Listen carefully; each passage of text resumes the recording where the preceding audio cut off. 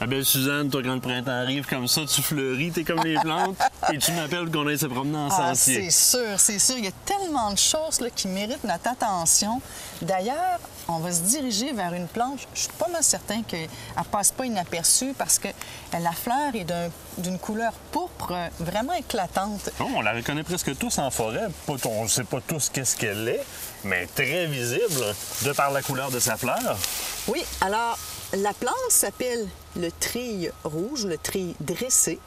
Donc on voit ici, ce sont les pétales, elle a 3 pétales d'un beau rouge pourpre. En dessous, ce ne sont pas des pétales, mais des sépales. Oui. Et puis, la plante comme telle, elle est entourée de 3 grosses feuilles de forme, un peu comme une forme de cœur pointu au bout. Et puis, ils sont tous réunis ensemble. On appelle ça un verticille. Donc, c'est 3 sur le même axe. Puis, on voit la petite hampe florale ici.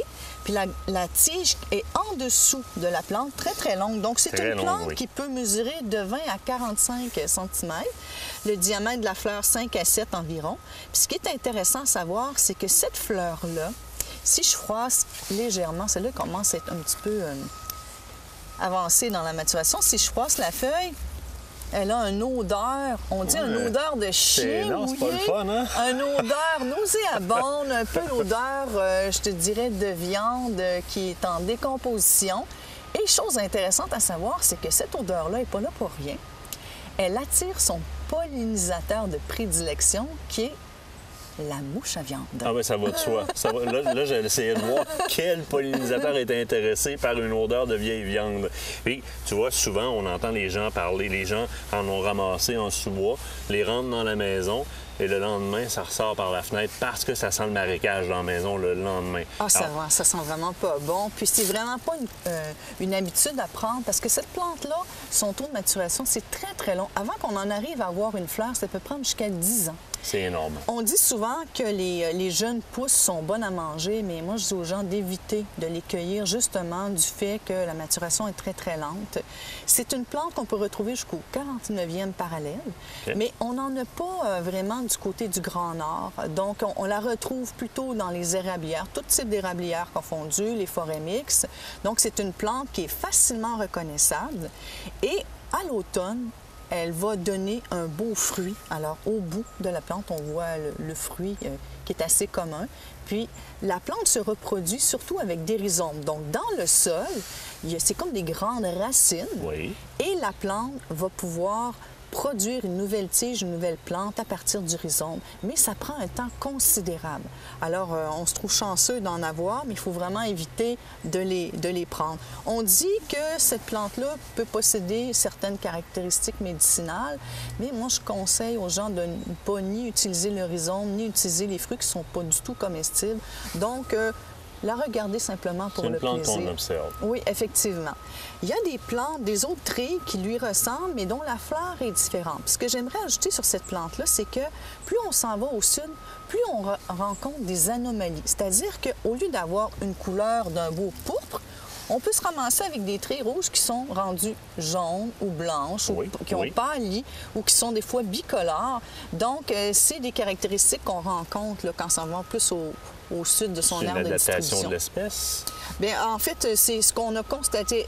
Est-ce que le fait très scientifique, je ne le connais pas dans l'immédiat, mais c'est vrai qu'on a constaté que la coloration change. Là, très intéressant. Oui. Et on va aller voir une autre plante qui lui ressemble, qu'on appelle... nous as pointé justement le trille ondulé, qui voisine le trille rouge comme ça. Donc, juste à côté, on va voir une plante qui lui ressemble, un peu plus petite de dimension. Mais une chose intéressante à savoir, c'est qu'on ne l'appelle pas le trille ondulé pour rien. Oui. Parce que les pétales blanches sont toutes ondulées sur le pourtour ici. Et au centre, on voit que ça forme vraiment un beau petit V de couleur pourpre. Donc, 3 pétales blanches ondulées, les sépales en dessous, les feuilles qui sont de volume un peu plus petit que le trille rouge qu'on a vu tout à l'heure. Donc, c'est la même façon de fonctionner pour son mode de reproduction avec les rhizomes.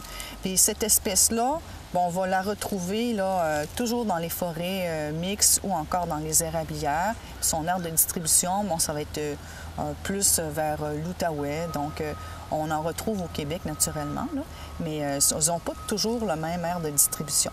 Donc, il y a différents tris. On en a d'autres, comme le tri blanc qui lui ressemble, mais on ne verrait pas la partie mauve ou rosacée à l'intérieur. Puis les feuilles sont un petit peu plus larges et les pétales de fleurs blanches sont beaucoup plus volumineuses. Donc, c'est des espèces qu'on peut rencontrer facilement en période printanière. Puis la floraison, c'est vraiment au début mai. Donc, le mois de mai jusqu'à la fin mai. Mais ça ne dure pas très longtemps. Ensuite, on tombe du côté du fruit pour la reproduction par semis. Exactement. Chose qui est à retenir aussi, des histoires d'horreur au niveau des gens qui veulent transplanter cette plante-là, les mettre dans leur plate-bande. C'est une mauvaise idée, ça ne fonctionnera pas de toute façon. Non, c'est à très 90 des chances, ça ne fonctionnera pas. On la laisse là. Et pour situer un petit peu aussi, lorsqu'on parle de reproduction par rhizome, ce que les gens connaissent le plus souvent, c'est le sumac vinaigrier. Oui. Il en sort partout sur le terrain. Donc, le rhizome, c'est vraiment la grande racine qui peut aller ressortir très loin. Oui. Alors, c'est comme ça qu'elle se reproduit. Mais, morale de cette histoire, on l'observe, elle est très belle. On la prend en photo, mais on la laisse sur place. Merci, Suzanne. Bienvenue.